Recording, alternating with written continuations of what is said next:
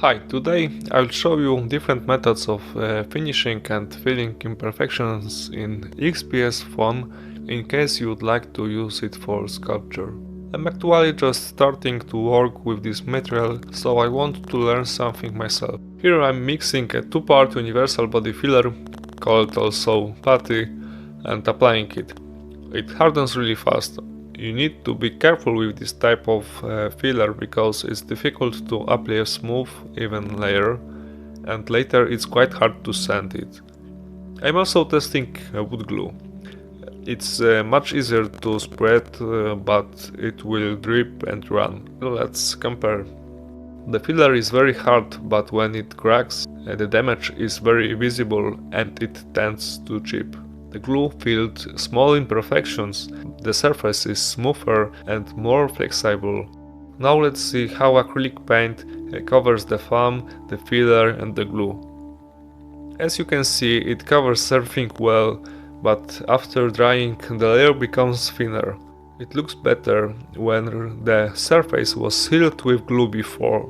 On bare foam you can still see the pores. Now let's try epoxy resin. Be careful with other resins, because some of them can melt a foam. I'm applying a small piece of fiberglass. It's too stiff to wrap around complex details. There are no unwanted reactions between these materials.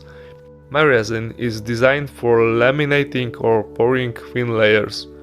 As you can see, a thin layer of resin is still quite flexible and relatively weak. It becomes truly strong when it combined with fiberglass. In the past, I even coated plywood flower pots with resin. Wood behaves completely differently, because the resin soaks in and actually strengthens. In that case, several layers are standard. So now I'm testing a flexible wall filler that's used for cracks in walls.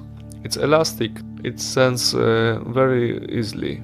It's not recommended to apply more than 4 mm at a time, so larger defects should be filled in several stages.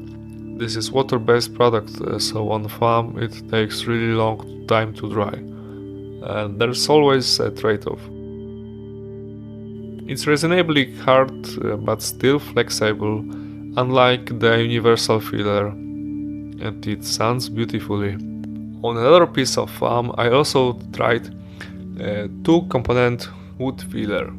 It behaves very similar to the universal filler, but where I applied it too thick, it melted holes in the foam. To sum up, if you wanted to keep the original foam color, I would use resin. If high durability is required, I would combine resin with fiberglass. Soon after this video, I will upload another one where I make a small sculpture from foam. You are welcome to visit my channel. I also share a lot about angle grinder, carving, organic forms, wooden bowls, lamps and more. Thanks for watching.